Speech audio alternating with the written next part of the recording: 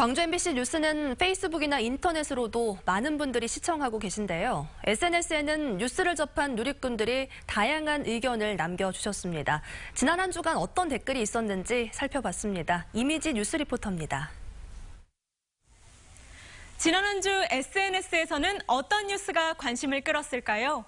평창 올림픽과 지하철, 교통 문제 등 실생활과 관련된 뉴스들에 대한 시민들의 반응이 많았는데요. 직접 살펴보겠습니다. 드디어 개막한 평창 동계올림픽. 광주시와 자치구도 올림픽 붐 조성을 위해 참관단을 모집하고 입장권 지원에 나섰지만 신청자가 없다는 소식 전해드렸는데요. SNS상에선 분위기가 조금 다른 듯합니다. 이건 아무래도 날 위해 준비된 것 같다. 보러 갈래? 평창 가자! 올림픽 참관에 많은 관심을 보였습니다. SNS를 주로 이용하는 건 젊은 층. 이번 참관단 모집이 저소득층을 대상으로 하다 보니 온도차가 있는 걸로 보입니다. 그러나 젊은 층에게도 평창까지 6시간, 교통과 숙박비용 별도 등의 요소는 평창까지 가는데 부담으로 작용했습니다.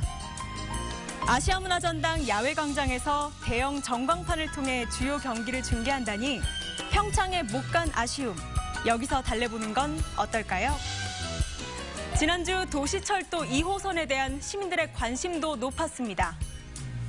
건설하느냐 마느냐, 25년 넘게 논란이 되고 있는 광주 도시철도 2호선이 지방선거를 앞두고 다시 정치 쟁점으로 떠올랐습니다.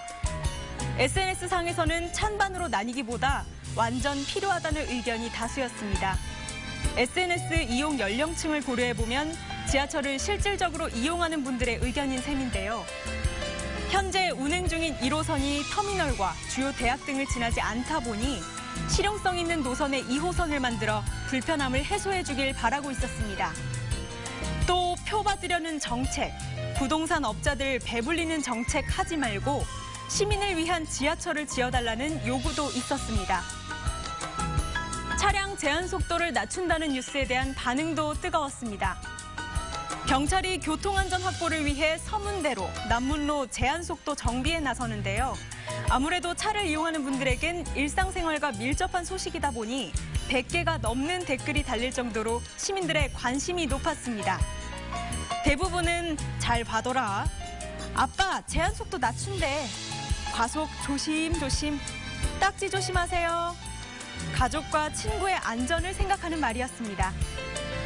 제한 속도가 정비되는 구간은 남구 서문대로와 구 삼영 웨딩홀에서 솔바우 주유소까지, 솔바우 주유소에서 신구 너리째 터널까지로 다음 달부터 석 달간 유예 기간을 가진 뒤 바뀔 예정입니다.